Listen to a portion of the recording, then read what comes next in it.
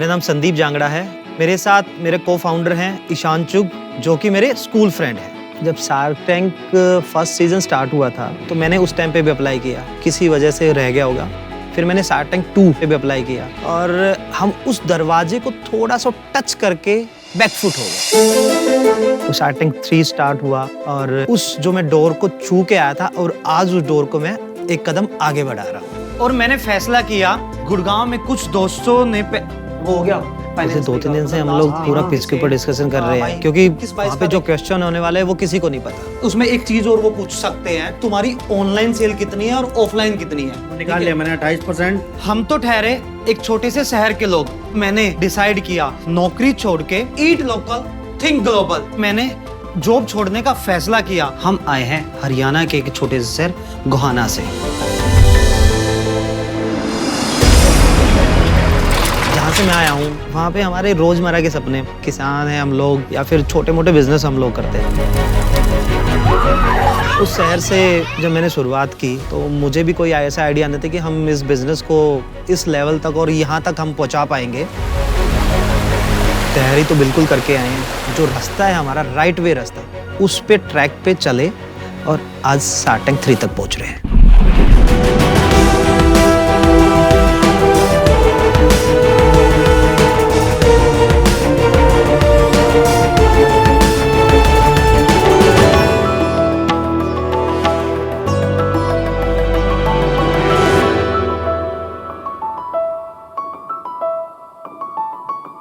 नमस्ते शार्क, मेरा नाम ईशान है और मैं 31 साल का हूँ। नमस्ते सर, मेरा नाम है संदीप जांगड़ा और मैं 32 साल का हूँ। हम आए हैं हरियाणा के एक छोटे शहर गोहाना से। शार्क, आपने कभी गोहाना के बारे में सुना है? नहीं। जलेबी वहां से आती है ना? जी बिल्कुल सर। ये महानगरों से दूर एक छोटा सा शहर है जिसकी पॉपुलेशन ऑलमोस्ट 1 लाख के आसपास है और जो गोहाना फेमस है अपनी बड़ी बड़ी जलेबियों के लिए है और हमारे पिज्जा गैलेरिया की वजह से भी है। मैं सर पिज्जा गैलेरिया शार्क जब सॉरी आराम से आराम। पानी पड़ा अगर सर, पानी चाहिए। पिज्जा गैलेरिया की शुरुआत दिसंबर 2015 से हुई। हम तो ठहरे भाई एक छोटे से शहर के लोग। जब मैं पहली बार गुड़गांव गया, वहाँ की बड़ी बड़ी बिल्डिंगें देख के एकदम से मैं चकाचौंध रह गया। वहाँ पे मैंने पहली बार मेरे दोस्तों के साथ कॉन्ट्री करी और पिज्जा ट्राई किया। क्या लाजवाब चीज थी भाई, जैसे कि मानो कि शेर के मुंह में खून चख लिया हो। और तभी मैंने फैसला किया इसे तो मैं गोहाना लेके ही जाऊंगा। मैंने जॉब छोड़ने का फैसला किया और वापसी गोहाना जाके पिज्जा गैलेरिया की शुरुआत की। शार्क, हम लोग जाने जाते हैं हमारे फ्रेश डो और फ्रेश इंग्रेडिएंट्स के लिए। हमारे मेन्यू के अंदर नंबर्स ऑफ वैरायटीज के पिज्जा हैं, पास्ता है, गार्लिक ब्रेड, चोकोलावा और पॉकेट कैलिजोन है। हमारे पास गोहाना स्पेशल बाहुबली पिज्जा भी है, जो कि गोहाना की जलेबी से भी बड़ा है। मैं पूरे गर्व से कह सकता हूँ कि गोहाना को पहली बार पिज्जा खिलाने वाला पिज्जा गैलेरिया है। नाइस। और गोहाना से स्टार्ट करने के बाद हमने हरियाणा, पंजाब, दिल्ली, एनसीआर में अपने 30 आउटलेट अभी रन कर रहे हैं और हम अब आगे इसको एक्सपेंड करने के लिए बिल्कुल तैयार हैं। हमारा विजन है पिज्जा गैलेरिया को इंडिया का नंबर 1 वेज पिज्जा ब्रांड बनाने का। और उस सब के लिए आप सब अब सब मुझे और उसे अब हमें आप सब शार्क की जरूरत है। और हमारा आस्क है 1 CR फॉर 2% इक्विटी के लिए। अब पूरा भारत बोलेगा पिज्जा मतलब पिज्जा गैलेरिया। यार मुंह में पानी आ रहा है, पिज्जा खिला दो। हाँ, सर।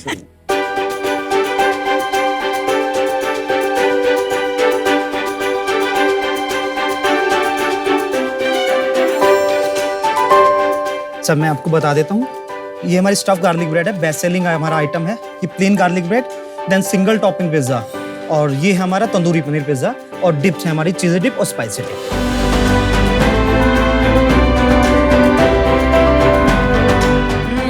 तंदूरी पनीर पिज्जा बहुत अच्छा है।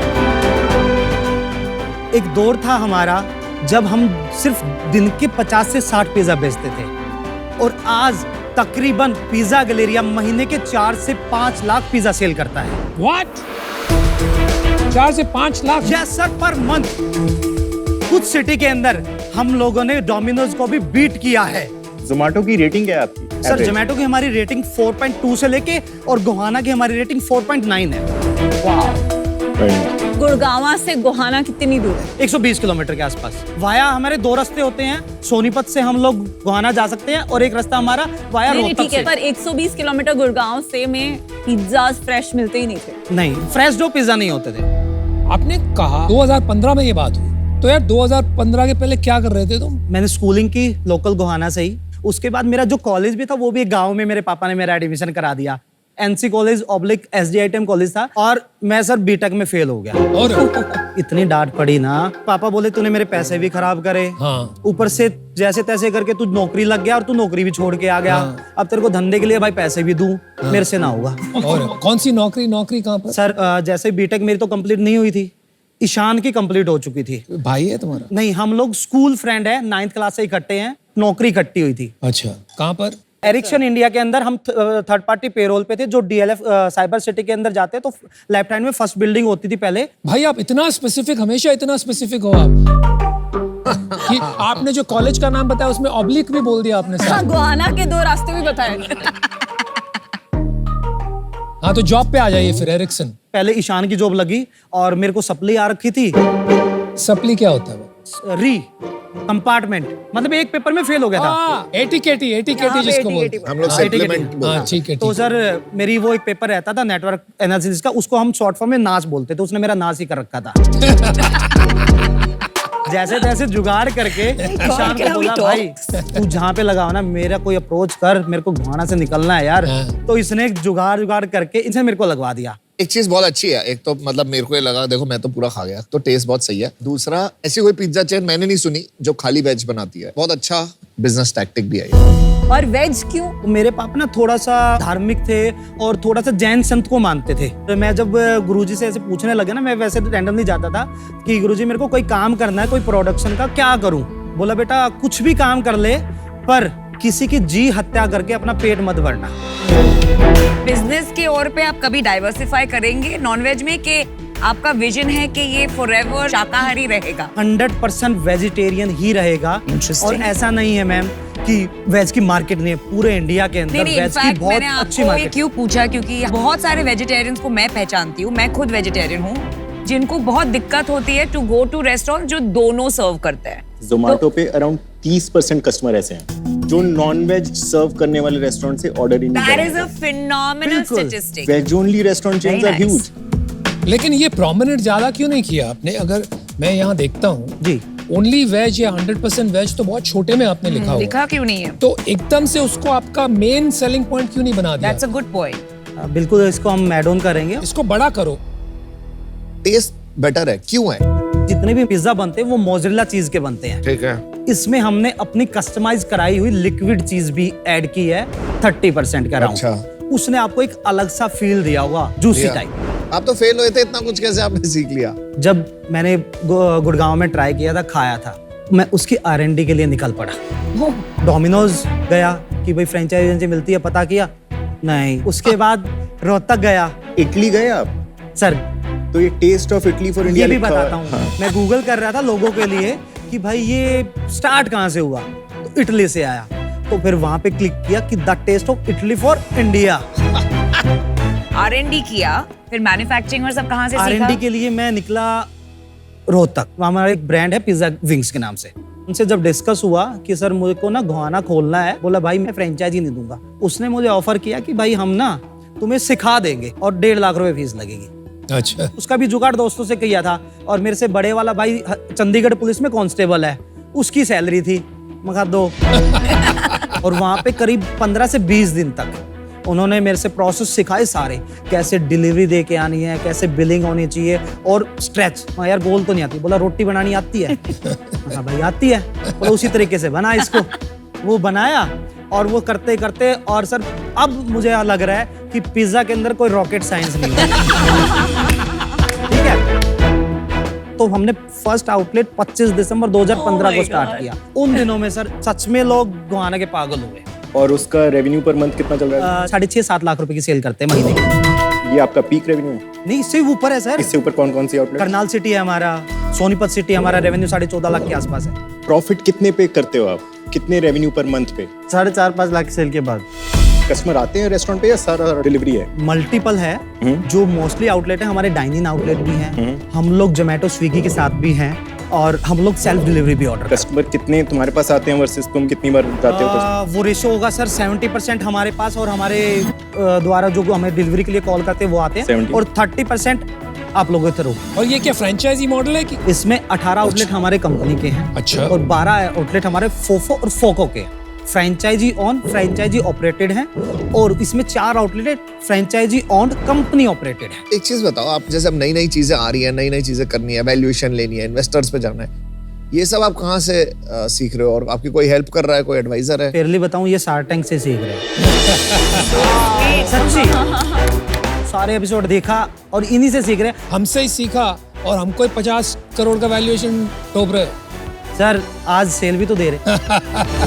सेल्स बताइए, दबा के होंगे आपके सेल्स। 2019-20 में जो सेल थी वो थी 8.5 करोड़, 20-21 में थी 10.5 करोड़, लास्ट ईयर की थी 11.5 करोड़। लास्ट ईयर तो 22-23 होगा ना यार, एक साल आपने स्किप कर दिया। लास्ट 3 हो गया ना ये, 11.5, ठीक है, मतलब 10.5, 8.5, 11.5। तो आपने शुरू करना चाहिए था 20-21 से। 2023-24 में हम लोग करीब 9 करोड़ को टच करने वाले हैं। और इसमें से आपका ओन्ड और फ्रेंचाइजी का क्या स्प्लिट है? ये जो कंपनी आउटलेट 18 आउटलेट है ये उनका है। अच्छा, और फ्रेंचाइज का अलग क्यों नहीं बताया आपने? फ्रेंचाइजी से हम लोग रॉयल्टी लेते हैं और सेकंड जो हम उनको इन्वेंटरी रॉ मटेरियल देते हैं उसमें एक कट होता है। वो कितना है बता दो ना, उसको ओन्ड आउटलेट में जोड़ देते हैं। टोटल 1.5 लाख रुपीज आ रहा है per month. Per month 1.5 lakh. क्योंकि हम जो उनका जो प्रॉफिट था उसका हम 3% चार्ज करते हैं। प्रॉफिट का 3% 3% चार्ज करते हैं। नहीं प्रॉफिट को उल्टा बोल, आफ्टर ब्रेक इवन का उसका जो उसने मतलब दिया उसका ब्रेक इवन निकलने के बाद। ये मैथ मेरे को कुछ समझ में नहीं आया। 12 फ्रेंचाइजी में 1.5 लाख ही क्यों बन रहा है आपका? नहीं ये वन टाइम जो लिया वो तो अलग है ना। ठीक है, रॉ मटेरियल का कितना चार्ज करते हैं? वो तकरीबन 3 से 4% का कट होता है। नहीं भाई, एक तो या तो आपके आंकड़े नहीं बैठ रहे या आपके फ्रेंचाइजी पैसे नहीं बना रहे। एक्चुअली क्या है कि अभी जो रेस्टोरेंट हुए कुछ अभी हुए हैं, उन्हीं के बहुत पुराने चल रहे हैं कि उनके रेगुलर रॉयल्टी आ रही है। पुराने वाले फ्रेंचाइजी के आंकड़े बता दो। उससे तकरीबन महीने का हमें आता है 30 से 35 हजार रुपया। और उसकी सेल कितनी है? 8.5 से लेके 10 लाख के बीच की है। और आप सिर्फ 30,000 रुपए लेके खुश हैं। आप फ्रेंचाइजी का भला करें पर आपका धंधा तो चलेगा ही नहीं ऐसे। नहीं, फ्रेंचाइजी ने इन्वेस्ट किया हमारे ऊपर, हमारे ब्रांड को देख के। जब तक वो नहीं कमाएगा तो हम कैसे निकाल देंगे? एक कंफ्यूजन जो अभी तक नहीं समझ आया है, आप फ्रेंचाइजी से कितना लेते हो रॉ मटेरियल का? रॉ मटेरियल का मैं आपको बताया था 1.5 लाख के आसपास पर मंथ आता है अभी। और नहीं, जो नहीं, नहीं, नहीं, नहीं। आपने बोला था रॉयल्टी आता है, उसके अलावा आपने बोला उसके ऊपर कुछ आता है रॉ मटेरियल का। तो अभी अप्रोक्सीमेट इतना ही आता है, तो इसमें झूठ की बात नहीं है, यही आता है। नहीं नहीं, झूठ तो ये की आता बात नहीं, मैं समझ ही नहीं पा रही हूँ। आपके फ्रेंचाइजी एग्रीमेंट में लिखा क्या है, बस ये बताओ। हमारे एग्रीमेंट में लिखा हुआ है जो हमने ब्रेक इवन के बाद सेल किया हाँ, break even उसका के हम बाद का ही नेट बताओ। 3% लेंगे। और उसमें आप सारा रॉ मटेरियल दोगे? रॉ मटेरियल जो जाएगा उसका अलग से रहेगा। एंड रॉ मटेरियल्स में कितना आप प्रोवाइड करते हो? एग्जाम्पल देता हूँ, 100 रुपए का चीज दिया, ठीक है, उसमें लगा 30 रुपए का रॉ मटेरियल। हाँ। उस 30 रुपए के रॉ मटेरियल में जो भी हमारे पैक्ड है, सॉस वगैरह है, चीज वगैरह है, ये हमने दिया तकरीबन 20%। मतलब वो जो वैल्यू लगा उसका रॉ मटेरियल का वैल्यू, उस पे हमने वो 20 रुपए पे हमने जो लिया है वो है। भाई हम इसको नहीं समझ पाएंगे, ये बात साफ हो गई। पैसा बना रहे हो? बिल्कुल। कितना पैसा बनाया? 15%। और वैल्यू में बोलो तो पिछले साल कितना? वैल्यू में अगर महीने की एवरेज दूं तो सारे आउटलेट तकरीबन अगर 18 कमाते होंगे 18 लाख के आसपास पर मंथ का है। पहले साल में जब 8.5 करोड़ किया था तब कितना कमाया था? पहले साल तो देखो कुछ बचा ही नहीं था, सब आगे से आगे 8.5 लगे करोड़ रहा का तब की था, बात बस खर्चा पानी ही रखा था बस। ठीक है, 10.5 में कुछ बनाया? 15 से 16 लाख रुपए का आसपास। आपने 15% बोला नेट मार्जिन, फिर 10.5 करोड़ पे आप 1% क्यों बना रहे हो? 10-15 लाख।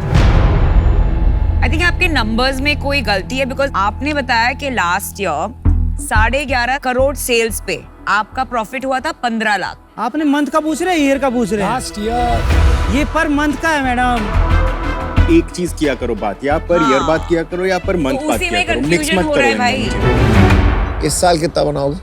इस साल का टारगेट है सर करीब 16.5 करोड़ की सेल करेंगे हम, क्योंकि हम 9 करोड़ के आसपास टच कर चुके हैं। इस साल आप 2.5 करोड़ प्रॉफिट करोगे? बिल्कुल प्रॉफिट का क्या किया? सर, आउटलेट खोले ना और उसको मार्केटिंग में यूज किया। तो ये नेट प्रॉफिट नहीं है, ये ग्रॉस प्रॉफिट है। इसमें क्या होता है?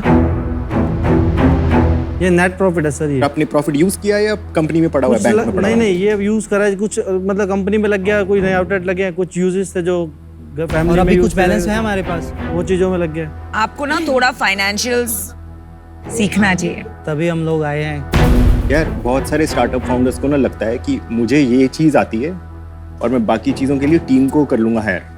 ऐसा होता नहीं है। अगर आप स्टार्टअप फाउंडर हो तो आपको 88% सब कुछ आना ही चाहिए। तो ये सब सीखना स्टार्ट करो खुद, नहीं तो बिजनेस नहीं बना पाओगे आप। मुझे आप लोग बहुत अच्छे लगे एज एंटरप्रेन्योर्स, बिजनेसमैन। आज हमने ये दिखा दिया कि एजुकेशन से ज्यादा एक्सपीरियंस और पैशन ज्यादा जरूरी है। बहुत अच्छा कर रहे हो, पैसे बना रहे हो। एक को फाउंडर रखना चाहिए फाइनेंस का, या किसी को धुरंधर होना चाहिए। मैं अभी आउट हूँ इस बिजनेस से। आपको 500 आउटलेट खोलनी, आपका सपना ये। इसका मतलब ये, अगर आप फ्रेंचाइजी बिजनेस में हो तो फिर वो फूड का बिजनेस नहीं रहता, वो फ्रेंचाइजिंग का बिजनेस हो जाता है। मतलब उसको बराबर SOPs लगानी पड़ती है। तो आप मुझे अपने 3 टॉप SOPs फ्रेंचाइज के बताइए जो आप करोगे इम्प्लीमेंट, और कैसे करोगे। सबसे पहले जब हम फ्रेंचाइजी अगर देंगे तो हम पहले मास्टर फ्रेंचाइजी को डिस्ट्रीब्यूट करेंगे। वहाँ पे अपना जितना भी हमारा स्टॉक से रिलेटेड या SKU यूनिट जो भी होगी, हम लोग वहाँ पे डेवलप करेंगे। फिर उनको पूरा प्लान 4 से 5 साल के लिए मास्टर फ्रेंचाइजी आगे फ्रेंचाइजी कैसे दे रहा है, उसको पॉइंट को पकड़ के नंबर्स को ऐसे बढ़ाएंगे। आपकी जो बातें हैं ना, गोवाना की जलेबी की तरह गोल गोल, सीधी समझ में नहीं आ रही।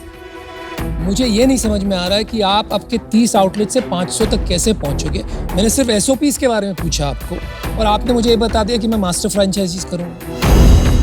वो तो SOPs से कुछ लेना देना ही नहीं है उसका। तो इस वजह से मैं आज आउट हूँ। Good luck. आई थिंक आप में एक स्वीटनेस है, एक प्योरिटी है, एक एनर्जी है जो बहुत बहुत मुझे पसंद आई। But I am out because सचमुच मुझे नहीं लगता है मेरी इसमें एक्सपर्टीज है और मैं आपकी कुछ मदद कर पाऊंगी। But I love your energy and I have no doubt कि आप 500 स्टोर्स कर पाएंगे। मेरा भी मानना है आप काफी दिल वाले एंटरप्रेन्योर्स हैं और आप बहुत दिमाग लगा रहे हैं सोचने में कि फ्रेंचाइजीज कैसे पैसा बनाएंगे, जो बहुत अच्छा है। बिकॉज कोई भी बड़ा फ्रेंचाइजी बिजनेस बना नहीं सकता बिना ये सोचे कि मेरा पार्टनर कैसे पैसे बनाएगा। तो ग्रेट वर्क ऑन दैट। आप में जो lack of understanding of your own business है, कि आपको मतलब आप अपना फ्रेंचाइजी अरेंजमेंट ही नहीं समझा पा रहे हैं। मुझे ये नहीं समझ आ रहा कौन सा नंबर आप सच बोल रहे हो, कौन सा नंबर आप फेंक रहे हो। तो थोड़ी ट्रस्ट डेफिसिट क्रिएट हो जाता है। तो आज मैं आपके साथ जुड़ नहीं पाऊंगी। यार फर्स्ट ऑफ ऑल खाना काफी अच्छा था। Thank you.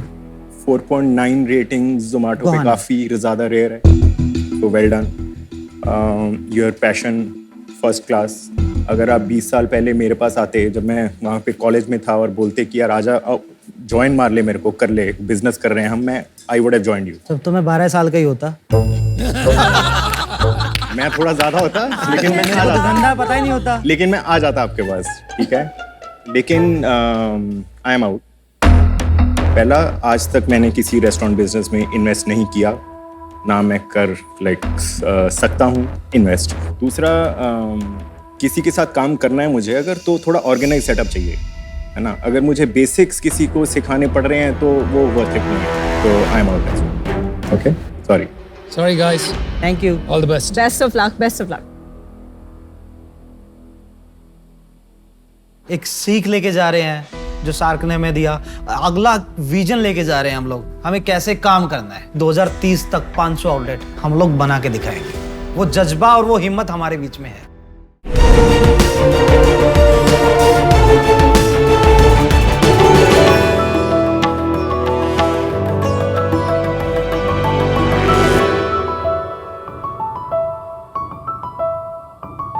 Good evening ladies and gentle sharks. हम सब मानते हैं कि electric car is the future, पर क्या आपको पता है एक इलेक्ट्रिक कार की बैटरी मैन्युफैक्चरिंग में 9 मेट्रिक टन से ज्यादा CO2 एटमॉस्फेयर में रिलीज होता है। नॉर्मली एक इलेक्ट्रिक व्हीकल होम नेटवर्क पे चार्ज होने के लिए 5 से 7 आवर्स का समय लेती है, और डीसी सुपर स्टेशन पे चार्ज होने के लिए 1 से 2 आवर का समय लेती है। इतना समय देने के बावजूद हमें सिर्फ 300 से 500 किलोमीटर की रेंज मिल पाती है, जो कि किसी भी कंज्यूमर में रेंज एंजाइटी क्रिएट करने के लिए काफी होती है। This side Harshal Mahadev Nakshane, CEO and founder of AI Cars Private Limited, India's first artificially intelligent hydrogen-based vehicle manufacturing startup. Wow मैं यवतमाल से आया हूँ शार्क्स। मैंने और मेरे टीम ने सिर्फ 18 महीनों में हमारे घर के पीछे एक छोटे से गैरेज में ये कार को बनाया है। फ्यूचर का फ्यूल यानी हाइड्रोजन फ्यूल से पावर्ड हाइड्रोजन फ्यूल सेल हमारे व्हीकल में यूज होता है, जिसमें आपको सिर्फ 3 से 5 मिनट के रिफ्यूलिंग टाइम में 1000+ किलोमीटर की रेंज मिलती है। इतना ही नहीं, हमारे AI बेस्ड एल्गोरिदम के वजह से आप हमारे व्हीकल को इंडियन रोड्स पर ऑटोनॉमसली मतलब खुद ब खुद चलने के लिए भी डायरेक्ट कर सकते हो। मेरा सपना है कि आप सबकी मदद से मैं इस छोटे से गैराज में हुए स्टार्टअप को एक ग्लोबल ऑटोमोबाइल कंपनी में कन्वर्ट कर दूं। मेरी आस्क है 2 CR for 4%। So Sharks, are you ready to powered by AI cars? Welcome to Shark Tank Thank you. from a gentle shark. Yes sir. Thank you for the new moniker also.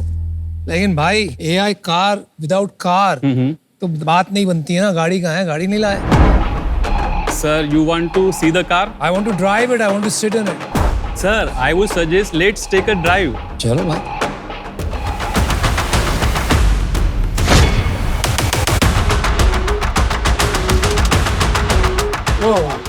My God चला कौन रहा है? I will drive ma'am. जाओ बिल्कुल। अंदर जाओ। नहीं जा रहा। गो विनीता। ओके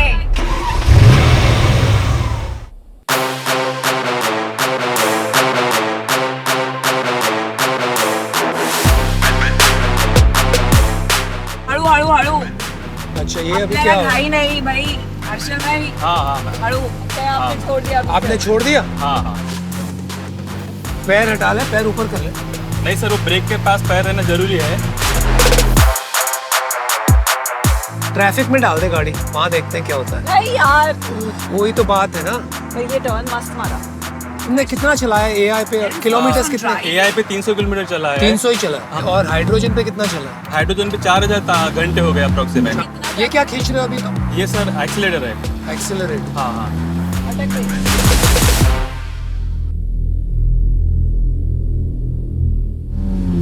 थोड़ा वजन कम कर।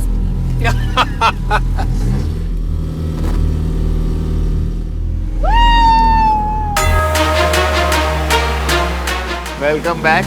चलो मतलब टर्न अच्छा किया गाड़ी ने, अपने आप किया विदाउट यू टचिंग। इतना समझ गया। एक मिनट। और पिकअप नहीं है और एक्सेलरेशन नहीं है। हाँ, बहुत आवाज कर रही है।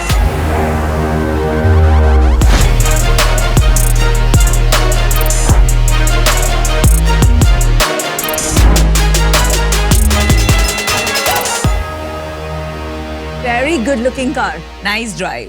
थैंक यू पर मैम। हर्षल भाई मानना पड़ेगा कि यवतमाल से आपने ये बना दी। It's phenomenal. कैसे? मतलब I am sure your parents are very proud. Yes ma'am, my parents are very proud. मेरा बचपन से सपना था कि इंडिया के पास एक स्पोर्ट्स कार होनी चाहिए खुद की, बट मुझे इसमें डीजल या पेट्रोल इंजन पे नहीं जाना था। मैं दूसरे अल्टरनेटिव फ्यूल्स पे रिसर्च कर रहा था। तो 2014 में मैंने छोटा सा फ्यूल सेल बनाया था जो 3 वोल्ट्स के अप्रोक्सीमेट रहता है। फिर जाके 2017 में मुझे ऐसा मिला जो 65% तक इफिशिएंट था। मैंने बोला कि इसमें और थोड़ी इंप्रूवमेंट करके इसका स्टैक्स बड़े करके हम एक कार में क्यों ना लगा सकते। तो 2019 तक हमने एक 15 किलोवाट का अप्रोक्सीमेट 75% इफिशिएंसी देने वाला फ्यूल सेल बना लिया था, पूरे हैंडमेड पैनल से by hammer and you know the basic tool like that. भाई आपकी उम्र कितनी है? 27 सर। और 2015 से कर रहे हैं आप? हाँ हाँ मतलब when you were 19? Correct ma'am. My God. Generally हम जो देख रहे हैं टेस्ला हो या इंडिया में भी जो भी कर रहे हैं वो EV पावर्ड ऑटोनोमस ड्राइविंग की तरफ जा रहे हैं। तो ये क्यों आपने सोचा कि इसको दोनों को कंबाइन करते हैं? नॉर्मली क्या होता है सर, जब हम इलेक्ट्रिक व्हीकल को 3 से 5 लाख किलोमीटर चलाते हैं तो उसमें बैटरी रिप्लेसमेंट की नौबत आती है, और उस समय बैटरी रिप्लेसमेंट की कॉस्ट उस व्हीकल से 50 to 60% तक पहुंच जाती है। ऑन अदर हैंड हमारे फ्यूल सेल में 15 लाख प्लस किलोमीटर चलने के बावजूद इसके फ्यूल सेल में कुछ मेजर रिप्लेसमेंट या रिपेयर की कॉस्ट नहीं होती है। अच्छा, और अभी जो हम करके आए, आपकी गाड़ी में घूम के आए, जो हमने देखा, एक जगह जाके आपने छोड़ दी और वो AI ने टेक ओवर कर लिया। Correct sir, correct. वो अपने आप टर्न किया, व्हिच इज वेरी इंप्रेसिव, क्योंकि टाइट लेन थी, लेकिन थोड़ा सा क्लंकी लगा एक्सपीरियंस। हम थोड़ी सी चढ़ान पे आए तो गाड़ी अपने आप थोड़ी स्ट्रगल कर रही थी चढ़ने में। Correct correct. फर्स्ट प्रोटोटाइप है सर हमारा ये। हमने ये घर के छोटे से गैराज में बनाया है और काफी कम फंड्स में और बेसिक टूल के साथ बनाया है, इस वजह से अनफिनिश्ड है। कितने फंड्स लगे ये बनाने में? तकरीबन 60 लाख रुपीस लगे हैं। कहाँ से लाए आप? एक्चुअली कुछ फ्रेंड्स एंड फैमिली से लिए। इसके अलावा मेरे एक बिजनेसेस थे, उसमें से जितनी सेविंग हो पाई उतनी सेविंग करके मैंने ये कार डेवलपमेंट में पूरा पैसे लगा दिए। ऑटोनमस ड्राइविंग आपने सिर्फ 300 किलोमीटर किया है ये गाड़ी में। दुनिया में जो ऑटोनमस ड्राइविंग के लीडर्स हैं उन्होंने लाखों किलोमीटर अब तक कर चुके हैं। करेक्ट। जैसे गूगल ने किया है, टेस्ला ने किया है, तो उनके पास जो डेटा है और जो मॉडल्स है फार सुपीरियर है। Correct. तो अगर आप compete करने जाओगे आज, आपका मॉडल हार जाएगा। जो भी फॉरेन कंपनीज एआई इंटीग्रेट करते हैं वो सिर्फ लेन मार्किंग को फॉलो करते हैं, बट हमने एआई में ऐसे एल्गोरिथम इंटीग्रेट किए हैं जो इंडियन रोड्स के लिए स्पेसिफिकली डिजाइन और डेवलप्ड है, जहाँ पे हमको लेन मार्किंग की जरूरत नहीं है। आप एआई इंजीनियर हैं? नहीं सर, तो किसने किया ये एआई? मेरा एक कजन ब्रदर है प्रज्वल, उसने वो डेवलप किया है। पर आपको एआई करने की इतनी जल्दी क्या है? आपने ऑलरेडी यूज केस बताया कि इलेक्ट्रिक कार की रेंज प्रॉब्लम होती है। मैंने Correct. खुद अभी 1500 किलोमीटर टेस्ला चलाई थी, वो 400 भी नहीं चलती है, वो 200 किलोमीटर में बहुत स्ट्रेस हो जाता है, बार बार चार्ज करना पड़ता है 6-6 घंटे। तो हाइड्रोजन कंपेयर टू इलेक्ट्रिक इतनी बड़ी प्रॉब्लम आप सॉल्व कर रहे हो, Correct. उसमें आप जबरदस्ती एआई की झंझट में पहुंच ही क्यों रहे हो? इंडिया में एक्सीडेंट बहुत होते हैं, एक तो हाई स्पीड की वजह से और ब्लाइंड पर स्पॉट की वजह सारी से। प्रॉब्लम तो एक स्टार्टअप नहीं सॉल्व कर सकती ना।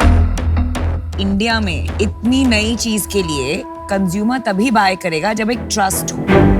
इतने डेंजरस कॉम्प्लेक्स टेक्नोलॉजी के लिए मेरे जैसी कंज्यूमर आपको क्यों ट्रस्ट करेगी? क्योंकि इमरजेंसी ब्रेकिंग के लिए काफी यूजफुल रहेगा एआई सिस्टम हमारा। वो व्हीकल डिटेक्ट कर लेगी कि 500 मीटर तक कौन से व्हीकल स्लो हो रही है, जिसका इम्पैक्ट आपके व्हीकल को क्रैश होने के लिए हो सकता है। तो वो फीचर आपको जरूर यूजफुल रहेगा। वो दो भी उसने जान बचा लिए तो फिर इनडायरेक्टली ये व्हीकल को लोग ट्रस्ट करना चालू कर देंगे। वो सारा टेस्ला वेस्ला के एआई में है ऑलरेडी। जो अप्रोच टू टेक्नोलॉजी करते हैं वो डिफरेंट तरीके से। फर्क क्या है? वो लिडार यूज करते हैं ना। करेक्ट। हमारे आप क्या यूज करते हो? कैसे चलता है आपका ऑटोनमस ड्राइविंग? 3D कैमरास और अल्ट्रासोनिक सेंसर्स है। तो वो क्यों यूज करते हैं लिडार? टेस्ला ने भी इवन 3D कैमरा में शिफ्ट कर लिया है, बट वो ऑब्जेक्ट उसमें प्लास्टिक है या स्टोन है वो डिटेक्ट नहीं कर पाता है। लेकिन आप कर पाते हो? हाँ सर, बिल्कुल। मुझे क्या लग रहा है ना, आप 8 साल से अपनी दुनिया में खो गए हो। आप टेस्ला और गूगल इनसे सबसे सुपीरियर है आपकी टेक्नोलॉजी, ये क्लेम कर रहे हो आप। मतलब थोड़ी सी बातें कहीं बैठ नहीं रही है यार। बट सर हमने इनिशिएट किया है तो डेफिनेटली कुछ ना कुछ अच्छा अचीव कर लेंगे इसमें। हिम्मत इज ग्रेट, लेकिन हिम्मत और बेवकूफी में कभी कभी बहुत कम फर्क होता है। Correct sir. अच्छा हर्षल, यस मैम। इस स्पेस में कंपटीशन क्या है? Let's start with hydrogen fuel. Toyota की मिराई कार है और उसके अलावा Hyundai की नेक्सो कार है। ये दो कार्स है जो हाइड्रोजन पे चलती है, जिनके सबसे ज्यादा सेल्स है अभी फिलहाल। कितना सेल्स है? टोयोटा मिराई के टोटल 24,000 सेल्स हुए हैं वर्ल्ड वाइड अभी तक। और क्यों नहीं बिकते हैं ज्यादा? कॉस्टिंग की प्रॉब्लम है, अरे challenge हाइड्रोजन है। फिलिंग यार, आप हाइड्रोजन इंफ्रास्ट्रक्चर नहीं है। बहुत ही- आप हाइड्रोजन को फ्यूल अप कैसे करोगे? जब इतने बड़े brands are doing only 24,000, 2 crore से आप क्या करेंगे? Good question ma'am. उसमें हम एक दूसरी जो हमारी डिजाइन वाली व्हीकल है उसको हम पूरी तरह से बनाएंगे और उसको गवर्नमेंट में होमोलोगेशन सर्टिफिकेट के लिए देंगे, जो हाइड्रोजन फ्यूल सेल को व्हीकल के साथ अप्रूव करेंगे। फिर हम उसकी कितनी भी कॉपीज बना के मार्केट में सेल कर पाएंगे। और इंफ्रा कैसे बनाओगे, जो ये इंफ्रा का चैलेंज है? रिलायंस और Ambani already billions of dollar invest कर रहे हैं ग्रीन हाइड्रोजन के प्रोडक्शन में, और इवन इंडियन ऑयल ने 2-3 जगह पे। तो कब तक इंडिया में इंफ्रा आ जाएगा? ये 3-4 सालों में तो हमको हर मेट्रो सिटी में 1-2 तो फिलिंग स्टेशन देखने को मिल जाएंगे। इलेक्ट्रिक के आउटलेट से तो फास्ट ही आएगा ये, क्योंकि 5 मिनट लगते हैं रिफिल करने को। पिछले 20 सालों में कितनी नई कार कंपनीज आई है? एक टेस्ला नहीं, और चाइनीज भी आई है 2-3 जो बड़ी बड़ी बनी है, correct, ना? correct. और एक टेस्ला। तो एक तरफ है इनकम्बेंट्स, दो जर्मन कार मेकर्स है, यूएस कार मेकर्स है, जापानीज कार मेकर्स है, broadly correct. Indian car makers है। और दूसरी तरफ है 2-3 ऐसे उदाहरण जो पिछले 20 साल में बने हैं, जिन्होंने बिलियंस ऑफ डॉलर्स लगा दिए और टेक्नोलॉजी को इतनी आगे पहुंचा दिया है कि उसको कैचअप करना ऑलमोस्ट इम्पॉसिबल हो गया है।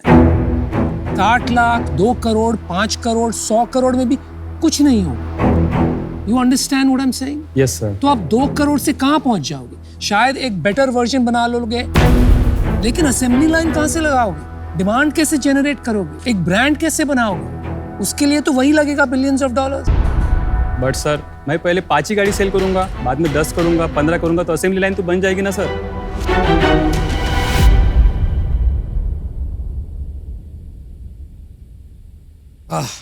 सबकी बोलती बंद है यार। I know. You know why? क्योंकि सबको आप पसंद हो। Thank you so much sir. आप अच्छे इंसान लग रहे हो, अच्छे वो लग रहे हो, बट कहीं पे आपको ऐसा लग रहा है मुझे कि आपको समझ नहीं आ रहा कि ये ब्रांड और बिजनेस नहीं बन सकता गाड़ियों का आपकी तरफ से। देखो, अच्छी नॉलेज ले ली है, प्लीज कहीं अब आप जाके नौकरी कर लो अगर कर सकते हो। उन कंपनीज को हेल्प करो कि वो आपको जो नॉलेज आपने लिया वो शेयर करके वो लोग कार्स ले आए। आपने 8-10 साल लगा दिए, प्लीज कुछ और कर लो। I am out for. Thank you sir. देखो, ग्रीन फ्यूल तो होगा, हाइड्रोजन बेस्ड कार्स बनेंगी तो हम वो कर सकते हैं। नहीं, क्योंकि आप उसमें डिस्ट्रैक्ट हो गए हो। AI cars, autonomous vehicles is a 10-20 साल दूर वाली requirement for a country like India. Energy crisis तो अभी रियल है, अभी आ गया है, राइट? मैं अभी इससे बाहर हूँ, बट आई होप आप एक डायरेक्शन पकड़े, या तो आप एआई में जाए या हाइड्रोजन में जाए, नहीं तो विद द लिमिटेड रिसोर्सेज आप बड़ा नहीं बना पाएंगे। विनीता, क्यों? आई एम सॉरी, लेकिन इसको गलत एडवाइस दे रही हैं। You know where hydrogen cars and technology has reached? Toyota और Honda ने next generation के fuel cells बना लिए हैं हाइड्रोजन। ये जो fuel cells बना रहे हैं अभी, आपने देखा किस तरह से चढ़ान चढ़ रही है। It is very rudimentary. Whatever he chooses, AI और हाइड्रोजन, ये बहुत बुरी तरह फेल होने वाले हैं। The technology has gone way beyond. आपको एक जुनून है, एक दीवानापन है, तो आप करोगे जो आप करोगे। मैं आउट हूँ। Good luck. I completely agree with Anupam कि बाकी प्लेयर्स बहुत आगे निकल गए, and for that reason I am out. Thank you ma'am. बहुत बार फाउंडर्स जब कुछ क्रेजी करते हैं ना, उनको बहुत सारे लोग बोलते हैं ये मत कर, ये नहीं होगा, करेक्ट सर। है ना, और उल्टे साइड से एडवाइस मिलता है, prove them wrong. Yes sir. जो ईगो होती है ना बीच में अपनी, वो ना ये प्रूव देम रॉन्ग वालों की बात मानती है, करेक्ट? और वो जो रैशनैलिटी ऑफ जो ये लोग कह रहे हैं चलेगा नहीं, क्यों नहीं चलेगा, उसको ना बिल्कुल साइडलाइन कर देती है। ये मैंने तो सुननी नहीं है तुम्हारी बात, मैं तो तुम कुछ भी बोल लो, I will prove you wrong. मैं कह रहा हूँ थोड़ा सा अपना माइंडसेट देख ले कि ईगो कहाँ पे चल रही है यहाँ पे, और क्रेजीनेस कहाँ चल रही है। तुम सिर्फ प्रूव एवरीबॉडी रॉन्ग कर रहे हो या अपने आप को ही रॉन्ग कर रहे हो यहाँ पे। आई am out. All the best. All the best. Thank you so much. And very nice car, enjoyed the ride. Thank you. ये मजा आ रहा है कि इंडिया में हमारे छोटे छोटे शहर और गांव में भी लोग इतना बड़ा सोच रहे हैं। प्राइड फील होता है, लेकिन बुरा भी लगता है कि कोई गलत रास्ते पे जा रहा है। तो हमने तो कोशिश की, समझदार लड़का लगता है, शायद समझ जाए।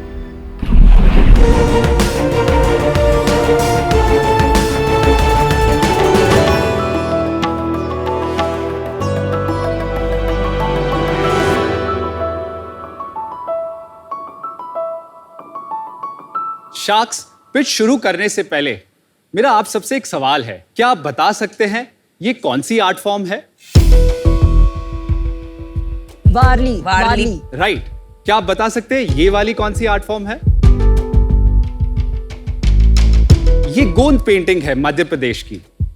शार्क्स, वारली और गोंद जैसे भारत में 200 से भी ज्यादा आर्ट फॉर्म्स हैं, लेकिन इसके बारे में आज की जनरेशन्स को शायद ही इतना मालूम है, जिसके कारण ये आर्ट फॉर्म्स धीरे धीरे लुप्त हो रहे हैं। नमस्कार शार्क्स, मेरा नाम कार्तिक गग्गर है और मैं मुंबई से आया हूं। मेरा विजन और मिशन है कि भारत की ट्रेडिशनल आर्ट को प्रिजर्व और प्रमोट करना through a brand rooftop. Rooftop एक ऐसी ऐप है जहां पे इंडियन आर्ट फॉर्म्स की अलग अलग कोर्सेज बुक कर सकते हैं। ये कोर्सेज पद्मश्री और नेशनल अवार्ड विनिंग आर्टिस्ट द्वारा बनाए गए हैं। इसके अलावा रूफटॉप ऐप पे अलग अलग इंडियन आर्ट फॉर्म्स पे ऑनलाइन और ऑफलाइन आर्ट वर्कशॉप्स भी बुक कर सकते हैं। पिछले 2 से 3 सालों में 60,000 से भी ज्यादा लोगों ने रूफटॉप के माध्यम से आर्ट वर्कशॉप्स बुक की है और लगभग 3,000 से भी ज्यादा आर्टिस्ट को सस्टेनेबल लाइवलीहुड प्रोवाइड की है। शार्क्स, इंडियन आर्ट को वर्ल्ड लेवल तक ले जाने के लिए मेरी आपसे आस्क है 2 crore for 4% equity of Rooftop. Hi Karthik. Hello Jitendra. Welcome to the tank. Thank you. Couple of questions there. How did you start this and why did you start? पहली बार जब फॉरेन ट्रैवल किया तब देखा wow, दुनिया बहुत खूबसूरत है. And जब इंडिया आया तब लगा कि यहाँ पे India is so known for its history, art, culture. Why are we not mapping the passion?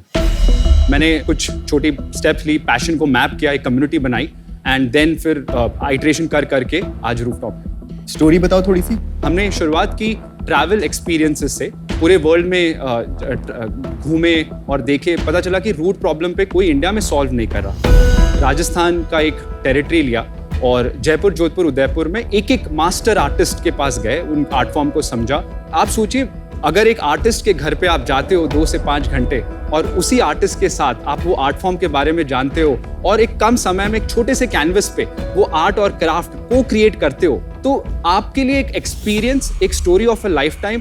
और मुझे लगता है कि आप जेन्युइनली वो कल्चर से कनेक्ट कर पाते हो. तो ऐसी शुरुआत हुई. मतलब वर्कशॉप में 4 घंटे लगा के आर्टिस्ट तो नहीं बन रहा हुई. क्रिएटिव लर्निंग पूरे विश्व में बहुत तेजी से बढ़ रही है.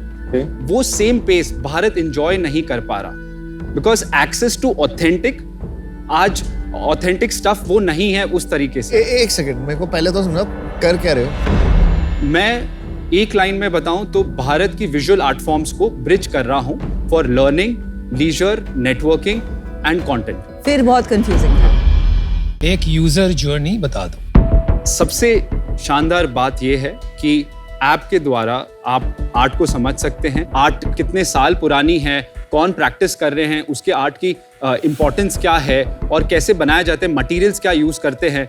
और आप जब एक कोर्स लेते हैं तब आपको सिर्फ इतने ऑप्शंस मिलते हैं. स्पेसिफिकली सबसे यूनिक पार्ट है मल्टीलिंगुअल. आज कोई पर्टिकुलर एक ट्रेडिशनल आर्टिस्ट एक लोकल लैंग्वेज में ही सिखा पाते हैं, वही कंटेंट आप इंग्लिश और हिंदी में सीख रहे हैं आज. तो क्लास आपके ऐप पे होती है? यस. वीडियो क्लास है, कैसी क्लास है? It's a video class. तो लाइव है कि प्री रिकॉर्डेड है? दोनों है. लाइव ऑन साइट भी होगा ना, एक्सपीरियंशियल? ऑन साइट भी है. और अगर मुझे इंडियन आर्ट बाय करनी है अगर, तो आप मार्केट प्लेस नहीं हो? आज नहीं है, बट हम उसके एकदम कगार पे हैं. आप करोगे? एब्सोल्युटली. तो ये लाइव वर्कशॉप के 450 रुपए. 1000 रुपए में सब्सक्रिप्शन है जहाँ पे अनलिमिटेड एक वीकली वर्कशॉप है, 2000 में मंथली. और कोर्सेज है जिसकी प्राइस है 27,000. वो सर्टिफाइड कोर्सेज है बाय मास्टर आर्टिस्ट और वो 10 से 15 घंटा एवरेज है. ऑन साइट वालों की कॉस्ट कितनी है? 4 से 5,000 एवरेज आती है. कोई 2,500 की भी है, कोई 8,000 की भी है. अभी on site depending on the artist, depending on the time, materials and everything. अभी तक हमने 1160 ऐसे आर्टिस्ट 122 टाउन्स ऑफ इंडिया में जिनके साथ होस्ट कराया है. ये सारे 1160 अगर टीचर्स है तो स्टूडेंट्स कितने ऑन बोर्ड किए आपने? लगभग हमारे 4,500 एक्टिव मंथली यूजर्स है और 7,500 8,000 ऐप पे रजिस्टर्ड यूजर्स है. यार बिजनेस तो आपका चल ही नहीं रहा है ना. आपका कस्टमर एक्विजिशन कॉस्ट क्या है? हमारा ऑनलाइन वर्कशॉप्स के कस्टमर कॉस्ट 600 से 1100 रुपए का है और जो कोर्सेज का है 3,000 से 5,500. ऐसा नहीं होता है ना. देखिए हर बिजनेस में आई अंडरस्टैंड आपके अलग अलग सेगमेंट हैं, लेकिन आप बहुत अर्ली स्टेज हो टू गेट सो कॉम्प्लेक्स. आप सिर्फ ये बताइए ना, आपका एवरेज कस्टमर एक्विजिशन कॉस्ट कितना है अक्रॉस योर बिजनेस? और वो रेंज नहीं हो सकता, वो एक ही नंबर होगा क्योंकि वो एवरेज है. आप समझ रहे हैं? जी, मैं एक कोशिश करूंगा ये आंसर करने की. हमारा कस्टमर एक्विजिशन कॉस्ट फॉर जो दोनों अभी प्रोडक्ट है, बिकॉज हमारा फोकस यही रहा है, is somewhere around 1,000 rupees. And LTV कितना है आपका, लाइफ टाइम वैल्यू पर कस्टमर? लास्ट 2 महीने में जो हमने 50 कस्टमर्स प्योरली हमारे हीरो प्रोडक्ट के लिए लिए, उसमें 2 कस्टमर ऐसे हैं जिन्होंने 3 और कोर्सेज लिए हैं. तो उसी हिसाब से 15 to 18% कस्टमर्स हमारे वापस खरीद रहे हैं प्रोडक्ट. तो जरा गणित करेंगे तो आपका एवरेज लाइफ टाइम वैल्यू कितना आता है? तो एक कस्टमर हमें 50 से 60,000 रुपए वैल्यू देता है. नहीं, आपके 10% कस्टमर्स ही देते हैं ना वो. हाँ, 20%. हाँ. एवरेज ऑर्डर वैल्यू कितना है? ये 2,000 per month. नहीं, ये है हमारा एवरेज 18,500 गया था, जो 27,000 का कोर्स है. अरे यार, एवरेज ऑर्डर वैल्यू, एवरेज का मतलब ब्लेंडेड भाई, not your most expensive course. मतलब 400 का भी 27,000 का भी divide by number of customers. आप समझ रहे हो? एब्सोल्युटली. अनुपम, इस पे मैं शायद अभी क्लियर नहीं दे पाऊंगा, तो मैं गलत नहीं बोलना चाहूंगा, मैं क्लैरिटी नहीं दे पाऊंगा. ठीक है, नो प्रॉब्लम. एलटीवी पता है, लाइफ टाइम वैल्यू और एनुअल वैल्यू और 6 monthly value of average customer? जो भी डेटा अभी जो लास्ट 3-4 महीनों में है, मुझे लगता है कि एक कस्टमर, जिस तरह से मैं अगर मैथ करूं, तो एक कस्टमर हमें 50 से 60,000 रुपए वैल्यू देता है. दूसरे तरीके से देखते हैं, पिछले महीने रेवेन्यू कितना किया? Around 11 lakhs. Last month 11 lakhs मतलब 7 lakhs और हाँ 7.5 8 lakhs और उसमें मार्केटिंग कॉस्ट कितना था? जीरो। लास्ट 3 महीने से हमने 1 रुपया मार्केटिंग में नहीं खर्चा है। अभी आपने कैक बोला तो बिना मार्केटिंग के कैक कैसे आ सकती है? बिकॉज पहले जब हमने वर्जन 2 लॉन्च किया मार्च और अप्रैल, तब हमने these सोचा are था कि हमने renewal पिछले 6 महीने में He's milking the renewal customer. पिछले तो 6 आप इस महीने साल में कितना रेवेन्यू करेंगे? 2.25 to 2.6 करोड़ का हमारा टारगेट भाई है। आपका बर्न क्या है महीने का भी? 14 से 15 बिकॉज 14 से रेवेन्यू 15 आ रहा है। आप करते क्या हो? आपकी कोई और कोई आमदनी है? क्योंकि लग रहा नहीं है मुझे कि आपको बिजनेस की आइडिया है, आपको नंबर्स नहीं पता है।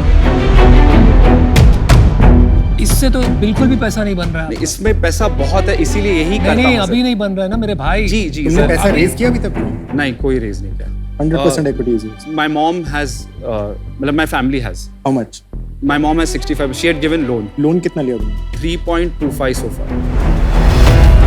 You come from a very well to do family जिसके पास मीन्स है बिजनेस में इन्वेस्ट करने के लिए। नहीं, लाइक अगर रन रेट की बताऊं तो मेरे पास 7-8 मंथ से ज्यादा रनवे नहीं है। 5 साल बाद ये बिजनेस का शेप एंड फॉर्म क्या होगा? Multi faceted, online and offline, पूरे वर्ल्ड में इंडियन आर्ट सीखना है तो रूफटॉप एक इकलौता प्लेटफॉर्म, बिकॉज आज इंडियंस इतने वर्ल्ड में रहते हैं जो क्रिएटिव है। आज कार्तिक, हमारे आप बहुत खोए हुए हो, बहुत बड़ी बातें कर रहे हो। आई एम आउट। आपकी ब्रांडिंग, रूफटॉप, अमेजिंग नाम है, आपका मिशन बहुत अच्छा है। हैविंग सेड दैट, अभी आपका प्रोडक्ट मार्केट फिट ही नहीं है, आपको बताया नहीं जा रहा है कि आप बना क्या रहे हैं। आप बहुत ज्यादा रियलिटी से दूर हैं अभी, तो आपको थोड़ी रियलिटी समझने की जरूरत है, प्रोडक्ट मार्केट फिट क्रैक करने की जरूरत है, फिर ही आप किसी और का पैसा इस पे लगाइएगा। मम्मी आपको फॉरगिव कर देंगी, इन्वेस्टर्स नहीं फॉरगिव करेंगे, ठीक है? कभी कभी क्या होता है ना, फाउंडर्स उनका बिजनेस उनके लिए अपने बेबी जैसे हो जाता है, राइट? और वो ओवर अटैच्ड हो जाता है। पर आपका थोड़ा लव ब्लाइंड हो गया है। ये जो आपका बिजनेस मॉडल है, दिस इज नॉट स्केलेबल। अगर आप प्रोडक्ट बेचने गए, there is too much competition, too much going on right now. Sorry if you didn't like the feedback, but it's my job to be honest. For that reason, I'm out. Kartik, पता है life ना इतना complicated है नहीं जितनी बना देते हैं लोग। आपका अगर हम जैसे समझने की कोशिश कर रहे थे, अगर आप सिंपल वर्ड में बोलते तो ज्यादा अच्छा समझ आता। आप हर चीज को ना, जैसे वो बोलते हैं ना, कान ऐसे पकड़ने की बजाय वो ऐसे पकड़ रहे, right? Simple clear concise answers देने बहुत इंपॉर्टेंट है। मैं आउट हूँ। आपने कभी अपनी जिंदगी में कोई काम किया है कार्तिक? मैंने कंसल्टिंग, मैनेजमेंट कंसल्टिंग में था। कौन सी कंपनी में थे, क्या किया? मैं PwC में था। कभी कभी क्या होता है ना, we are very good as professionals, लेकिन एज बिजनेसमैन हम में वो बात, मतलब वो स्किल्स नहीं होते। आप ऐसे आए हो यहाँ पर, अगेन सीधी बात, कि जैसे कि किसने आपको उठाया हो बेड से और कहा भाई शार्क टैंक जाएगा, और आपने कहा जाऊंगा, और आप आके पहुंच गए। सीरियसली, ये आर्ट ट्रेनिंग जो है, learning art, learning traditional Indian art, कितनी बड़ी इंडस्ट्री है इंडिया। ये है ही नहीं, 80 है ही नहीं। आपको क्रिएट करनी पड़ेगी। इंडस्ट्री क्रिएट करने में कितना पैसा लगता है आप जानते हो? एब्सोल्युटली। आपको पता है पिछले 5 साल में कितनी hobby art classes online fail हो चुकी है, कितने पैसे लग चुके हैं, आपको अंदाजा ही नहीं है भाई। I am sorry but you have no idea buddy, and that's why I am out. अच्छा सुन, मार्केट प्लेस कब स्टार्ट कर रहा है? सर 2 महीने में। कोई और Indian artisan, Indian art market place है नहीं इंडिया सर। में? बिल्कुल भी नहीं है। ई-कॉम में है, बट वो सिर्फ ई-कॉम मतलब पेंटिंग्स बेचते हैं। Painting 40-50 प्लेटफॉर्म्स है टोटल पूरे वर्ल्ड में। वो फैशन भी बेचते हैं, ई-कॉम भी बेचते हैं। कितने बड़े हैं, कौन है? Not like a big name which I can tell you. और 5 साल बाद ये कितना मार्केट प्लेस रेवेन्यू होगा और कितना लर्निंग होगा? तेरे को क्या लगता है, स्प्लिट क्या होगा? मार्केट प्लेस बड़ा होगा, लर्निंग बहुत जरूरी है स्टार्ट के लिए, बिकॉज वहां से आप एंगेजमेंट लाते हो, इंटरेस्ट लाते हो, उसके बाद ये लोग कंज्यूम करते हैं, परचेज करते हैं। आर्ट के बारे में एजुकेट करना जरूरी है ताकि वो आर्ट बिके, उसको सिखाना जरूरी नहीं है। नहीं, आर्ट के बहुत यूज केसेस है, उसमें एक केस वो है, राइट। पैसे जो रेस करने हैं, क्यों करने हैं? एक तो प्रोडक्ट में ई-कॉम में और यूएक्स बेटर करना है। सेकंड सर, कंटेंट में ना कुछ जगह इंग्लिश हमने मल्टीलिंगुअल कर दी, पोस्ट प्रोडक्शन बहुत खर्चे लगते हैं, तो हम एक्सपेरिमेंट करना चाहते हैं थोड़े बहुत रीजनल और 1-2 फॉरेन लैंग्वेजेस में। वहाँ मार्केटिंग और कस्टमर एक्विजिशन हमने 2 साल से प्रोडक्ट पे ही फोकस किया। मार्केटिंग और कस्टमर एक्विजिशन किस चीज के लिए? लर्निंग के लिए करनी है या मार्केट प्लेस के लिए करनी है? दोनों के लिए। मार्केट प्लेस तो भी है ही नहीं ना। पर ना इसके टच पॉइंट्स इंटरेस्टिंग है he knows 1160 people. Competition अगर नहीं है तो it's a very cool business. India में कौन से बिजनेस में कंपटीशन नहीं होता? एक ना yes no type question है. If I have to buy any of these art forms online right now, can I? Yes, you can buy. Online मिल वारली जाएगी मुझे. पेंटिंग आपको मिलेगी online? ऑनलाइन हाँ सब कुछ सब मिल नहीं जाएगा. मिलेगा, कुछ सब नहीं नहीं, सब मिलेगा, कुछ कुछ मिलेगा। अनटैप्ड। Mostly सब कुछ मिल जाएगा. यस, बट वो ऑथेंटिक है कि नहीं, वो टॉप आर्टिस्ट की है कि नहीं, वो एक क्वेश्चन रहेगा। वो तो क्वेश्चन तुम्हारे पास भी रहेगा. I was Yeah, गलत रास्ते जा रहा था. yeah. I am out here. सबसे अच्छी बात सुनी कि आप भारतीय संस्कृति और कला की दिशा में काम कर रहे हो। अदर देन दैट मुझे नहीं लगा you had anything to offer. Thank you sharks. Thank you, Karthik. Good luck, Karthik.